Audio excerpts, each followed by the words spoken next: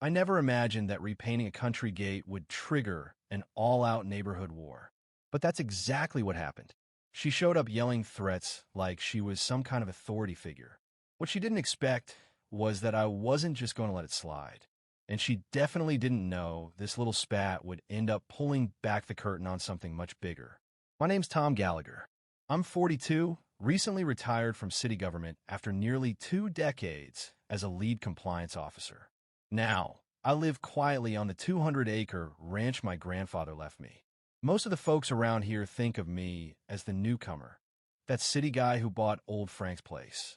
They don't realize I've spent my life working with land use laws, building codes, and property disputes. Honestly, I'd rather fix fence lines in boots and flannel than sit behind a desk in a tie. Across the road, there's Marlene Grant.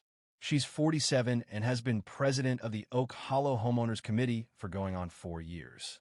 She's the type who thrives on rules, always sharply dressed, clipboard in hand, slapping people with fines for silly things like leaving recycling bins out overnight or putting out lights before Thanksgiving. My so-called offense? I painted my gate a dark green.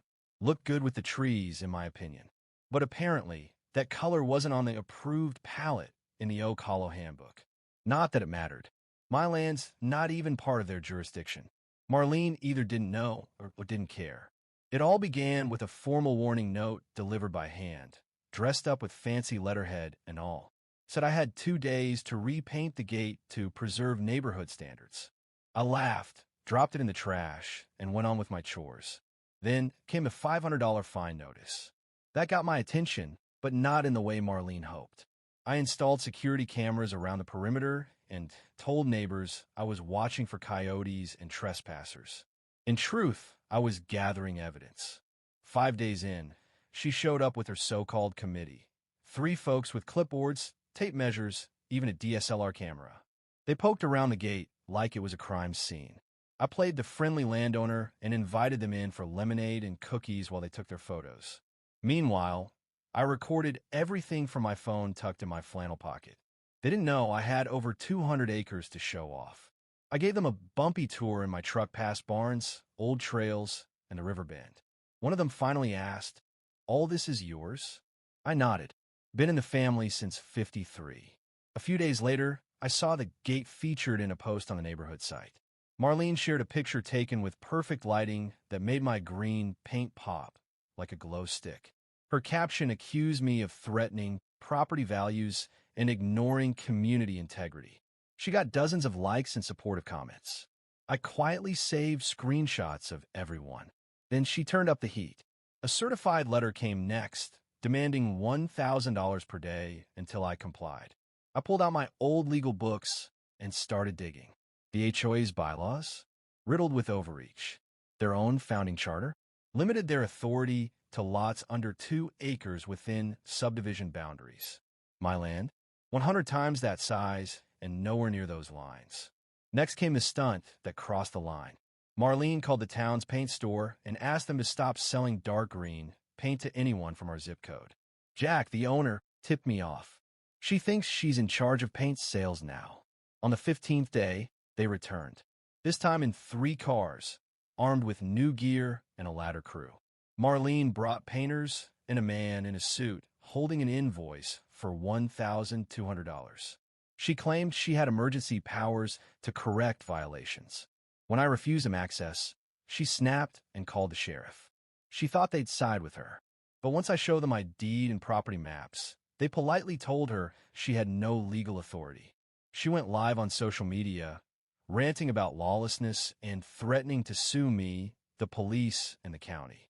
That video went viral for all the wrong reasons. Instead of support, people began asking questions about her leadership, about their own fines, about how far the HOA's power really went. I contacted Clare Donnelly, a housing attorney and an old friend. Claire immediately recognized what was happening. Not just abuse of authority, but a full-blown legal overstep affecting dozens of residents. She agreed to represent me, and more importantly, help others who've been caught in Marlene's net. Then came the real surprise, an email from Diane Cho, the HOA secretary. We met in private. She handed me a folder stuffed with documents, emails, audio recordings, expense reports. Inside were Marlene's private admissions of issuing illegal fines, calling residents children who need structure, and paying her husband's landscaping company from HOA funds under phony consulting claims. That was the final push. I uncovered that my grandfather, when selling part of the land to developers back in the 80s, had written into the contract a clause retaining veto power over any future regulations. It wasn't just that I was exempt from their rules. I had legal standing to challenge them. The next HOA meeting was standing room only. Normally 20 people showed. This time, 80 packed in, most carrying fine notices or angry questions. Marlene had a PowerPoint ready, showing dramatic before and after shots and painting me as a rebel.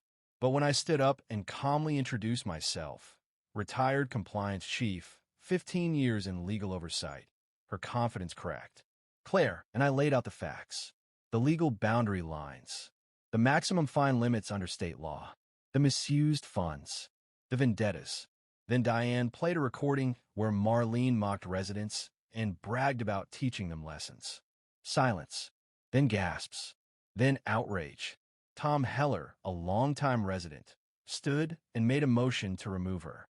Overwhelming support. She stormed out, shouting lawsuits, but Claire calmly informed her she'd be receiving a class action suit within days. 6 months later, that same gate still stands. Same green paint, but now there's a new wooden sign beside it that reads, Gallagher Ranch, EST 1953. Oak Hollow Community Garden Welcome Center. We opened 5 acres to neighbors, built a garden, and started weekend markets. Marlene, forced to pay back $31,000 in illegal fines.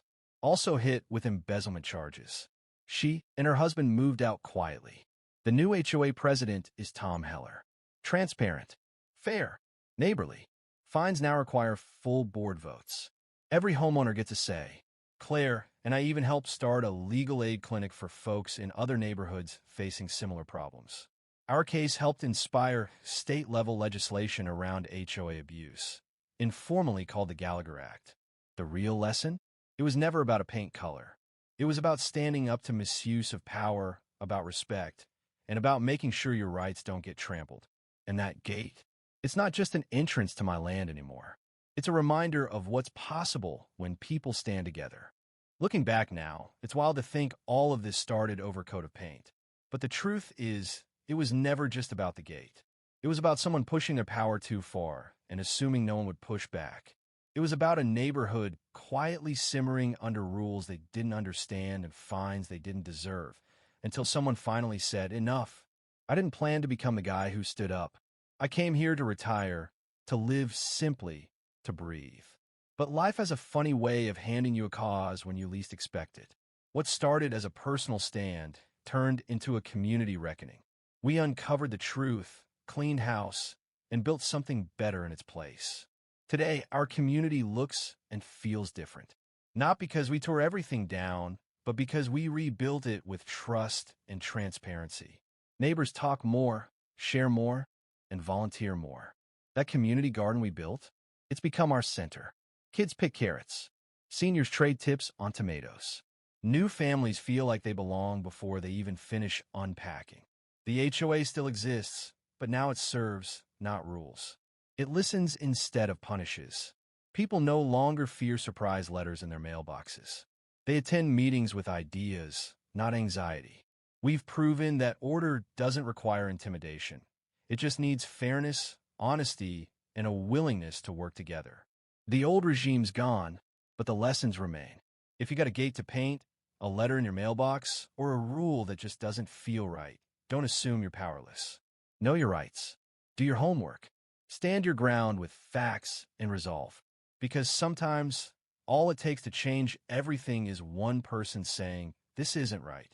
And if you're lucky, your small act of defiance might just turn into something far greater. A stronger neighborhood, a better system, and a future where no one gets steamrolled just for choosing the wrong shade of green.